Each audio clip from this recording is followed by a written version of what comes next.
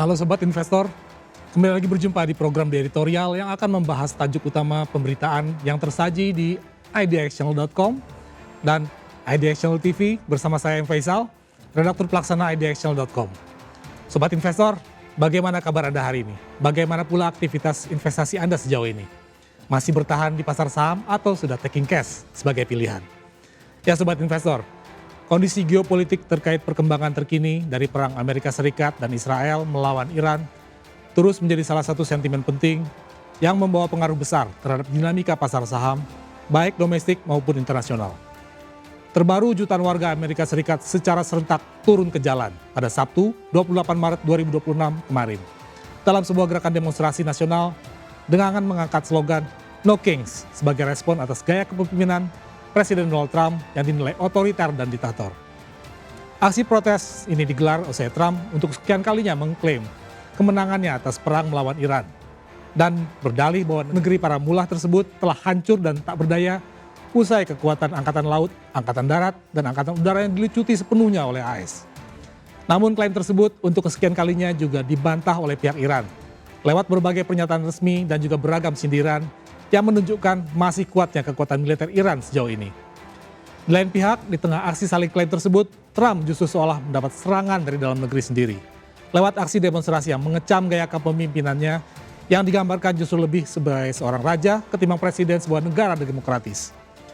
Penilaian tersebut sekaligus juga menjadi merujuk pada kebijakan sepihak yang diambil oleh Trump dengan melakukan serangan militer terhadap Iran bersama Israel sejak 28 Februari 2026 lalu. Menurut koordinator aksi, demonstrasi kali ini diikuti oleh sedikitnya 8 juta peserta aksi dan digelar di lebih dari 3.000 titik lokasi yang tersebar di 50 negara bagian.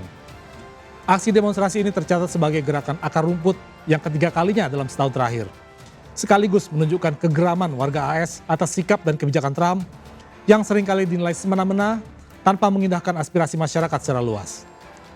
Dalam berbagai pemberitaan disebutkan bahwa aksi demo tersebar mulai dari Philadelphia, Washington DC, New York, Chicago, Minnesota, Boston, Dallas, Los Angeles, San Diego, hingga Minneapolis. Di masing-masing tempat, lokasi aksi dipadati oleh ribuan demonstran dengan membawa beragam spanduk bertuliskan aneka tuntutan, seperti agar Trump segera mundur, hentikan perang, penolakan atas kebijakan imigrasi ketat dan deportasi massal, hingga protes atas pendekatan Trump yang dinilai lebih mirip fasis ketimbang demokrasi, sebagaimana yang selama ini dianut oleh AS.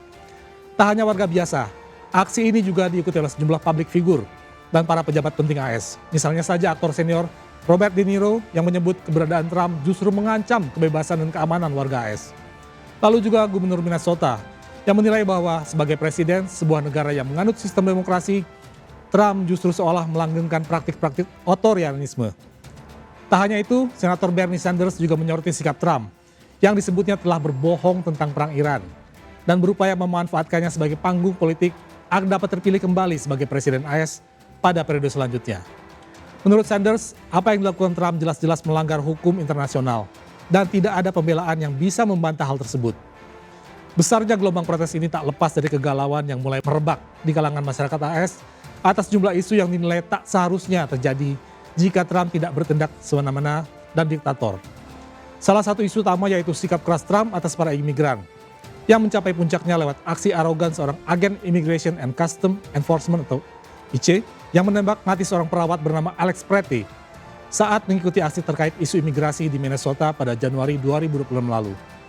Lalu juga soal keprihatinan warga AS atas banyaknya anggota militer AS yang gugur dalam perang melawan Iran yang dinilai sama sekali tak membawa manfaat bagi AS, selain tak lebih hanya untuk memenuhi syahwat Trump atas peperangan. Bahkan bukan hanya tak membawa manfaat, perang yang digagas oleh Trump tersebut justru terbukti telah mendorong perekonomian AS dalam masalah besar. Mulai dari harga berbagai kebutuhan pokok yang melambung, pasokan kebutuhan minyak yang terancam, imbas dari ditutupnya seakses Selat Hormuz oleh Iran, serta kerugian anggaran negara yang seolah justru dihambur-hamburkan untuk membiayai perang. Menjawab gelombang protes ini, Trump dalam sebuah wawancara singkat membantah bahwa gaya kepemimpinannya adalah otoriter dan menegaskan bahwa segala kebijakan yang dilakukannya masih berada dalam koridor hukum yang dapat dipertanggungjawabkan. Sementara itu, pihak perwakilan Gedung Putih justru seolah memandang remeh aksi tersebut dengan melihatnya sebagai bentuk ekspresi para oposan pemerintahan Trump yang sedang mencari perhatian. Tak hanya itu, pihak Gedung Putih juga mengecam aksi demokrasi tersebut sebagai bentuk lain atas sikap kebencian terhadap negara, sehingga tidak dapat dibenarkan dan sudah sepantasnya untuk ditertibkan.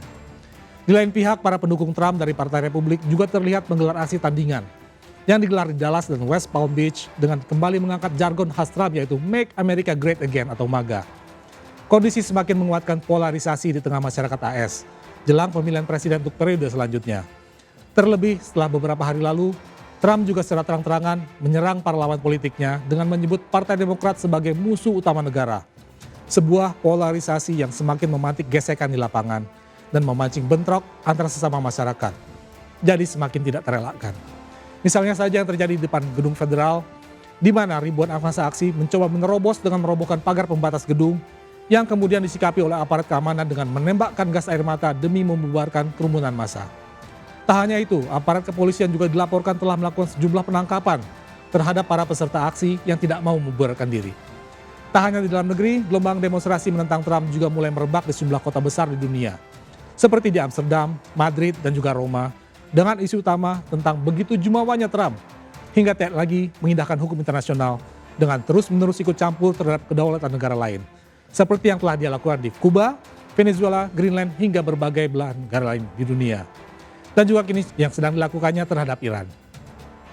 Dengan makin membesarnya dan masifnya gelombang perlawanan atas Trump ini tentu bakal mengubah arah perkembangan kondisi geopolitik global.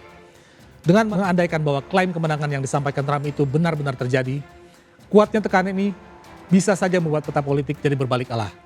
Di satu sisi, kegeraman masyarakat global terhadap gaya koboi ala Trump semakin tereskalasi seperti bola salju yang semakin membesar, dan di sisi lain, fondasi kokoh kekuasaan Trump di dalam negeri justru semakin tergerogoti oleh gelombang penolakan dari warganya sendiri. Jadi kemanakah arah bandul peperangan AS Israel melawan Iran bakal kembali mengayun? Demikian program The Editorial edisi kali ini, saya Faisal pamit undur diri. Pantau terus berita ekonomi, bisnis, dan pasar modal hanya di IDX Channel TV, idxchannel.com, dan media sosial IDX Channel. Sampai jumpa.